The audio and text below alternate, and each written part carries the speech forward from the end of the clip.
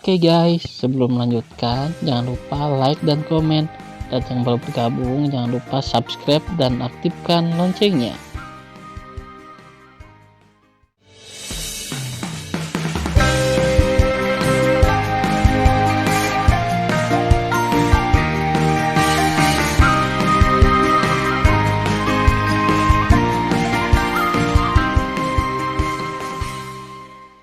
Episode 524. Melanjutkan cerita sebelumnya. Wanita tua, makan palu saya. Di atas lautan salju Danau Tianqi, Raja Beruang melemparkan palu, menghancurkan kekosongan dan memukul seorang wanita tua di tingkat 5 eklosion. Wanita tua itu mengayunkan pedang ke belakang, dan ketika dia menebas palu raksasa hitam, kekuatan tumbukan besar mematahkan tulang tangan kanannya yang memegang pedang, dan pedang terbang itu lolos.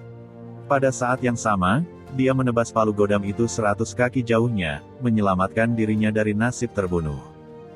Nenek, jika kamu tidak mati, ambil palu lagi. Raja Beruang Naga Tianluo melambaikan tangan kanannya yang kuat, dan palu besar mengenai wanita tua itu. Tidak, bang. Seluruh tubuh wanita tua itu dihancurkan oleh palu hitam. Pukul, pukul. Di sisi lain langit bersalju, Shen Suzhen mengenakan gaun hitam, secepat hantu. Pada saat yang sama, dia muncul di samping dua tetua di tingkat 7 eklosion dan mengayunkan pedang. Setelah kepala kedua lelaki tua itu dipenggal, mereka jatuh dan mati di tempat. Begitu janin abadi terbang keluar dari tubuh, itu dimusnahkan oleh Shen Suzhen. Berdebar. Pada saat ini, seorang penatua berusia 60 tahun dengan tingkat 6 eklosion, memutar kekuatan air di permukaan tubuhnya, bergegas ke laut es. Kemana harus melarikan diri?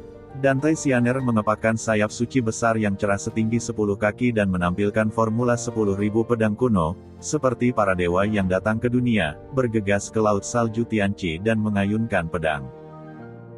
Tiba-tiba, cahaya pedang dengan suasana cerah dan kuno, dengan gelombang besar, menelan lelaki tua itu. Lepaskan hidupmu. Lelaki tua itu berubah menjadi segumpal darah di air laut yang putus asa, dengan cepat larut dalam air laut, dan tulang-tulangnya perlahan tenggelam ke dasar laut. Wow! Dante Xianer bergegas keluar dari laut dan terus mengejar musuh. Di laut selatan, 3 tetua dari tingkat 7 eklosion berhenti berlari untuk hidup mereka. Salah satu tetua memelototi Namong Yukin, "Kamu adalah gadis tahap 2 eklosion, berani kamu mengejarnya?" "Mati," kata lelaki tua itu, dan lelaki lain segera berhenti, dia tidak bisa dibunuh. "Mengapa?" Mereka bingung. "Apakah kamu tidak tahu?" Lelaki tua itu berkata sambil tersenyum, "Nama wanita ini adalah Namong Yukin." Begitu kata-kata ini keluar, mereka tiba-tiba menyadari. Saat ini, ketiganya berpikir bersama, karena mereka mendengar bahwa ketika Namong Yukin menikahi Ru Yanchen, Tuan muda dari Sekte Abadi-Abadi, Tan Yun yang pergi ke kota Kekaisaran Namong dan membawa Namong Yukin pergi. Menurut mereka, selama mereka menangkap Namong Yukin, mereka mengendalikan Tan Yun. Namong Yukin tahu apa yang mereka pikirkan. Dia tersenyum dingin, "Pergi dan dapatkan mimpi musim semi dan musim gugurmu." Begitu suara itu jatuh, Namong Yukin memegang pedang Hong Huang dan melakukan formula pedang Hong Huang. Tiba-tiba, serangkaian ilmu pedang yang mengejutkan dunia, tangisan hantu, dan mengandung suasana liar, menelan ke arah ketiganya. Merasakan langit penuh ilmu pedang yang penuh dengan atmosfer liar, ketiga tetua itu tampak ketakutan, lari. "Kami bukan lawannya. Tidak. Aku sudah berlatih selama ribuan tahun. Aku tidak mau mati." Ketiga lelaki tua itu berubah menjadi mayat yang berserakan di pedang Hong Huang. Ketika janin abadi mereka yang halus keluar dari tubuh, Namong Yukin membalikkan tangannya dan tiba-tiba mendorongnya ke udara. Tiba-tiba, semua janin abadi menghilang. Dalam kehampaan, Sue Zian mengenakan gaun ungu, setelah mengejar sangsi tingkat 6 eklosion, dia menembaknya kembali dengan pedang. Setelah setengah jam singkat, semua sangsi yang melarikan diri untuk hidup mereka dibunuh oleh Tan Yun dan lain-lain. Tidak baik. Setelah Tan Yun bersatu kembali dengan semua orang, wajahnya tiba-tiba berubah. Melalui pengetahuan spiritualnya, Ia menemukan bahwa singa naga emas dalam tahap pertumbuhan ke-10 berwarna hitam dan biru ketika diserang oleh burung Raja Wali bersayap emas di tahap ke-10 masa dewasa dengan cakar raksasa yang berkilauan. Sekarang, singa naga emas telah sepenuhnya membuka warisan Dewa Naga Emas. Meskipun dapat membunuh iblis biasa di tahap ke-10 dewasa, itu jelas tertinggal dan dalam bahaya ketika menghadapi burung bersayap emas. Ying-Ying, Meng-Yi, kamu memasuki menara. Tan Yun menawarkan menara suci yang indah dan buru-buru berkata, Su Bing, Moer, kamu membunuh burung bersayap emas bersamaku. Mendengar pidato itu, Ying-Ying, Meng-Yi, Xian, Su Zhen, Xianer dan Raja Beruang Naga Tianluo segera memasuki menara suci Linglong. Setelah Tan Yun menyingkirkan menara suci yang indah, dia dan Shen Su Bing terbang ke atas Moer. Moer berenang dengan tubuh naga hitam yang panjangnya hampir 2000 meter, melonjak dengan kekuatan magis yang mengepul, dan melaju menuju singa naga emas lebih dari 10.000 mil jauhnya. Di mata naga besar Moer, air mata mengaburkan pandangannya, saudara singa, tunggu, Moer dan Tuan akan membantumu. Jangan sedih, Moer, pria besar itu akan baik-baik saja. Setelah Tan Yun menghibur, dia melepaskan kesadaran spiritualnya dan mencari jejak keratua, Dongfang Haoiwei dan Dongfang Hao Chuan. Tapi yang membingungkan Tan Yun adalah tidak ada jejak dua orang dan keratua di udara salju dengan radius 90 juta mil. Tan Yun memiliki firasat buruk dari lubuk hatinya. Keratua dan keduanya berkelahi. Selama lebih dari 1 jam, tidak mungkin menghilang dalam lingkup kesadaran spiritualku. Kemana mereka pergi? Tan Yun tidak dapat menemukan kera iblis untuk sementara waktu, dan dia khawatir. Tapi sekarang singa naga emas dipukuli oleh burung bersayap emas dan hampir kehilangan kekuatan untuk melawan. Tan Yun harus menahan kepanikannya dan menyelesaikan burung bersayap emas terlebih dahulu. Tan Yun segera menyelimuti singa naga emas dengan kesadaran spiritualnya dan berkata, pria besar, Anda tidak hanya harus bertahan, tetapi juga menjerat burung bersayap emas. Jangan biarkan dia kabur. Kami akan segera datang untuk membantu. Tan Yun tidak membiarkan singa naga emas melarikan diri ke arahnya. Seperti yang dia katakan, dia khawatir burung bersayap emas akan melarikan diri ketika dia melihat Moer, Su Bing datang. Burung bersayap emas adalah binatang suci. Ia terbang sangat cepat sehingga Tan Yun tahu bahwa hanya kera iblis yang bisa mengejarnya, tetapi sekarang kera iblis itu hilang. Karena itu, Tan Yun ingin singa naga emas menahannya. Di langit bersalju yang luas, singa naga emas setinggi 900 kaki, setelah menerima perintah Tan Yun, mengeluarkan auman singa yang mengejutkan dan bertarung dengan burung bersayap emas. Saat ini, singa naga emas terlihat sangat menyedihkan. Ia telah meninggalkan goresan yang mengejutkan dan besar di leher, dada, dan punggungnya. Darah mengalir keluar dari lukanya, memperlihatkan tulang emas besar. Sebaliknya, burung bersayap emas penjaga gunung Zhongnan Xianshan, terengah-engah tetapi tidak terluka. Burung bersayap emas mengeluarkan kata-kata, dan nadanya penuh kejutan seperti pria parubaya. Harus kukatakan, aku meremehkanmu, singa iblis yang rendah hati. Kamu belum mati. Pada saat yang sama, dengan kekuatan burung bersayap emas, secara alami menemukan Tan Yun, Su Bing dan Moer datang. Tapi itu tidak menyusut kembali sama sekali. Nada suaranya sangat arogan dan berkata, manusia yang rendah hati, saya adalah binatang suci dan kesayangan surga. Apakah saya akan takut padamu? Meskipun naga kecil itu juga binatang suci, sangat disayangkan ada banyak jenis naga. Ayo, aku akan menyelesaikan semuanya. Seperti yang dikatakan ROC bersayap emas, meskipun ada banyak binatang suci, mereka juga dibagi menjadi 369 kelas. Terus terang, naga biasa hanya bisa menempati peringkat ke-6. Ini adalah burung bersayap emas, tetapi dapat peringkat di antara 3 teratas.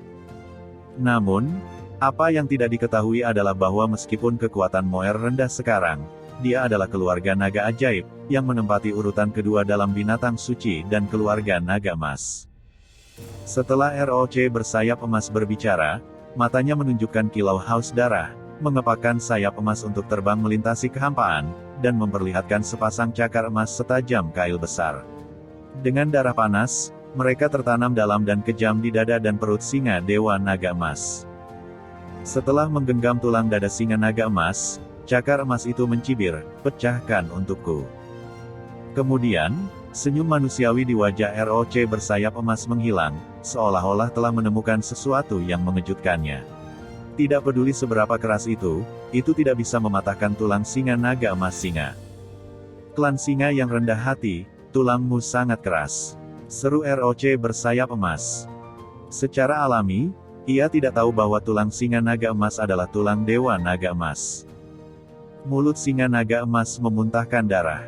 Itu seperti seorang pejuang yang tidak pernah menyerah untuk menjadi lebih kuat dari dirinya sendiri. Dia meraung, "ROC bersayap emas, jika Anda berdebat tentang siapa yang rendah hati, itu pasti Anda." Mengaum.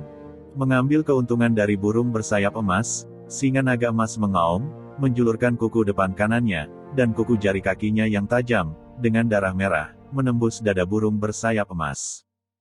Ledakan. Burung bersayap emas meraung dan buru-buru mengendurkan singa naga emas. Saat ini, dia mengepakkan sayap emasnya dan memukul bahu kiri singa naga emas dengan angin kencang dan kekosongan. Tiba-tiba, daging dan darah di bahu kiri singa naga emas pecah, memperlihatkan kerangka emas. Pergi ke neraka. ROC bersayap emas bergegas melewati kepala singa naga emas, mengepakkan sayap kanannya dan tiba-tiba menariknya ke kepala singa naga emas. Bang! Ada suara keras yang tumpul. Kepala singa naga emas pecah, telinga dan hidungnya berdarah. Itu seperti layang-layang yang rusak jatuh ke dalam kehampaan. Saudara singa, Moer, yang masih jutaan mil jauhnya, mengucapkan suara kesedihan. Ketika Tan Yun dan Sen Subing khawatir, suara singa naga emas terdengar di benak mereka, "Jangan khawatir, aku berpura-pura." Setelah singa naga emas berkhotbah, ia masih jatuh ke dalam kehampaan. "Aku mengerti kamu tidak bisa mati kali ini." ROC bersayap emas tertawa, menukik ke bawah, mengulurkan cakar emasnya dan merobeknya dari luka leher singa naga emas. Pada saat kritis, raungan sederhana dan jujur mengguncang langit. "Aku akui aku tidak bisa membunuhmu, tetapi kamu tidak bisa membunuhku." Mengaum. Kekuatan iblis emas di singa naga emas seperti gelombang emas yang melonjak keluar dan mengalir melalui kehampaan. Tiba-tiba mengepakkan sayapnya dan meluncur sejajar ke kiri sejauh ribuan kaki. Kemudian, singa naga emas membuka mulut besarnya tanpa henti dan merobek leher ROC bersayap emas. Langkah tiba-tiba ini mengejutkan ROC bersayap emas. Ia berpikir bahwa setelah mengenai kepala singa naga emas dengan satu sayap, singa naga emas akan mati, tetapi ia tidak berpikir bahwa meskipun terluka parah, ia akan melawan. Mati. ROC bersayap emas mengepakkan sayap kanannya lagi dan mencoba yang terbaik untuk menariknya keluar lagi menuju lubang besar singa naga emas. Singa naga emas juga mengepakkan sayap kanan kekuatan iblis emas dan membombardir dengan sayap kanan ROC bersayap emas. Bang! Dengan suara yang memekakkan telinga, sayap kanan singa Dewa Naga Emas melepaskan bulu dan dagingnya, memperlihatkan tulang sayapnya yang keras dan tajam, dan menusuk ke sayap kanan ROC bersayap emas. "Ah!" ROC bersayap emas berteriak, "Kamu hanya keluarga singa yang rendah hati. Mengapa tulangmu begitu keras?" Singa naga emas menahan sakit kepalanya agar tidak pecah. Dia diam dan tiba-tiba membuka taringnya dan menggigit akar sayap kanan ROC bersayap emas. "Tuan, ayolah, bawahan tidak bisa bertahan." Setelah singa naga emas berkhotbah kepada Tan Yun, dia mengepakkan sayapnya, menumpahkan darah dan menggelengkan kepalanya dengan liar, mengguncang ROC bersayap emas besar di kehampaan. "Pukul, pukul! Lepaskan aku!" ROC bersayap emas meraung kesakitan. Cakarnya terus melambai dan mengaitkan luka besar di tubuh singa naga emas. Darah berdegup tumpah dari singa naga emas. Singa naga emas menggigit ROC bersayap emas dan tidak melepaskannya. Sampai Tan Yun yang marah muncul lebih dari 10.000 mil jauhnya dari kehampaan. Membunuh. Tan Yun setinggi 300 kaki, memegang pedang pembunuh Hong Meng, tiba-tiba muncul di atas ROC bersayap emas seperti meteorit yang keluar dari magma. Tan Yun, memegang pedang 200 zang, memotong leher ROC bersayap emas. Manusia yang rendah hati, Aku tidak akan kalah. ROC bersayap emas mengipasi sayap kirinya dan menarik ke arah Tan Yun dengan seperti angin tsunami. Tubuh Tan Yun tiba-tiba berubah menjadi api ribuan kaki. Dan segera setelah menghindari sayap kiri yang menutupi langit, dia berubah menjadi bentuk manusia lagi, menusuk leher rok sayap emas dengan muncrat darah. Tan Yun mengerti bahwa jika singa naga emas tidak takut hidup dan mati untuk memegang ROC bersayap emas, jika tidak, dengan kecepatannya sendiri, dia akan melarikan diri sebelum melukai ROC bersayap emas. Manusia yang rendah hati, kamu benar-benar menyakiti dewa ini. Darah menyembur keluar dari paruh raksasa rok bersayap emas, dan dia benar-benar marah. Aku akan membunuhmu, kamu akan mati. ROC bersayap emas sangat marah, tiba-tiba menjulurkan cakar kanannya, menusuk dada Tan Yun dan menusuk punggung Tan Yun. Baru saja, Tan Yun memiliki kesempatan untuk melarikan diri. Tapi dia tidak melakukan itu. Dia tahu kekuatan burung bersayap emas, dan dia jelas bukan lawannya. Namun, dia bisa menyerang lagi saat terluka, dan situasi perang bisa dibalik. Tan Yun adalah orang yang kejam terhadap musuh dan dirinya sendiri. Tan Yun memuntahkan seteguk darah, mengepalkan gagang pedang dengan kedua tangan, dan tiba-tiba berputar, mengaduk leher ROC bersayap emas. Subing, Moer, ayo! Tan Yun berteriak dengan darah. Suara mendesing. Sen Subing menunjukkan langkah ajaib waktu dan ruangnya. Setelah seluruh orang menjadi transparan, dia langsung memancarkan ribuan mil kehampaan dan muncul di atas Tan Yun. Matanya yang indah dipenuhi dengan air mata. Tan Yun, tunggu. Engah. Sen Subing berubah menjadi sisa, dan dengan seberkas cahaya pedang, dia melintas di depan kepala ROC bersayap emas, dan memotong mata kanan ROC bersayap emas. Segera, rok Sen Subing terbang dan keluar dari udara tipis dari atas burung bersayap emas. Sepasang tangan giok dengan pedang menusuk kepala ROC bersayap emas dari atas kepala. ROC bersayap emas berteriak ngeri dan memohon belas kasihan, jangan bunuh aku menyerah. Jika kamu menyakiti suamiku, kamu harus mati. Sen Subing melayang ke udara dengan air mata. Ketika dia membacanya, pedang terbang yang tertanam di tengkorak ROC bersayap emas tiba-tiba melonjak hingga 100 kaki.